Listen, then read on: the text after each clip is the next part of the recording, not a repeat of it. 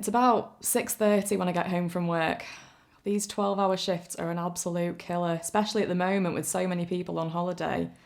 The ward sister's stressed, and it shows. Some poor bank nurse got a proper bollocking the other day for not pulling her weight.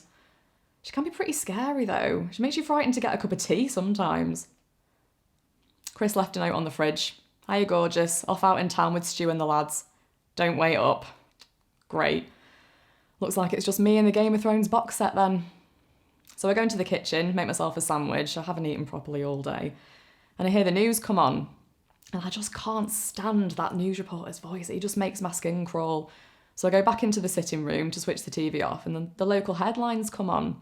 Young woman found dead. 24-year-old man arrested on suspicion of killing her. Well, God, this is hardly light relief, is it? So I'm reaching down for my Game of Thrones DVD, and I happen to just catch a glimpse of the photo of the woman who was killed on the screen. Shit, I recognise her. The news reporter says that her name's Leanne West. Yeah, no, that's definitely her. That poor cow. I mean, she can't be any older than, what, early 20s? News report confirms that she's 24. She brought a little boy in, I think his name was Harry, a few months ago.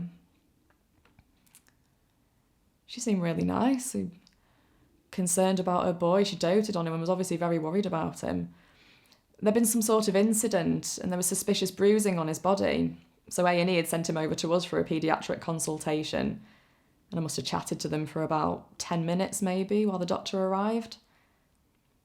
Mum, Leanne, seemed very worried and couldn't understand how it had happened. She kept asking Harry how he'd managed to get the bruises, and he either just ignored her or said something like, naughty boy. I mean, he seemed okay though. Chatted to me about Xbox and computer games whilst his mum went to speak to her boyfriend.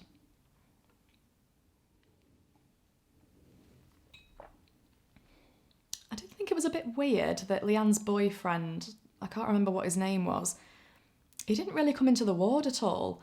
He spent most of the time just pacing around the corridor on his mobile phone, despite all the notices about phone usage. Leanne said she wanted to use his phone just to contact Harry's real father, said she didn't have one of her own. So when I went to fetch Leanne, I needed to ask her a question. I noticed that the boyfriend was still on his phone and that she looked a bit upset. So I said, well, it's all right, I can arrange to contact Harry's real dad. But she just said that it was okay and that the boyfriend had already texted him. I feel a bit sorry for her. I mean, I know not everyone can afford to have their own phone these days, but I can't imagine having to ask Chris every time I need to make a call. I mean, having said all that though, by the time Leanne's boyfriend did arrive on the ward, I couldn't really fault him.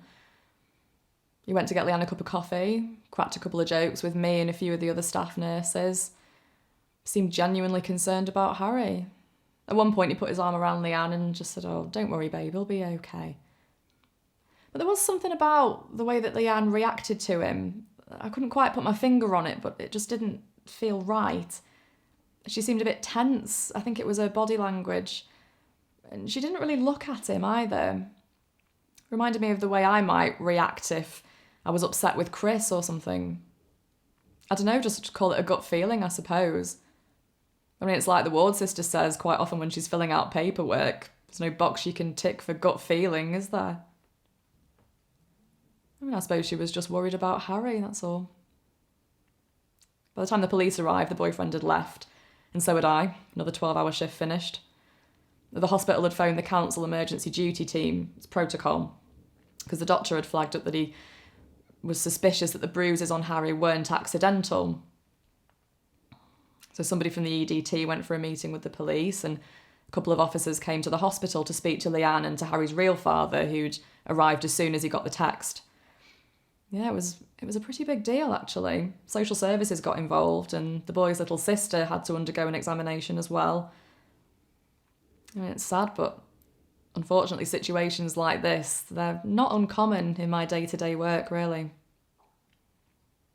Never did find out what happened to that little boy, though. I think the police must have closed the case about a month later. Poor thing, though. Losing his mum at 6 years old. What the hell happened? I suppose it'll all be in the papers tomorrow.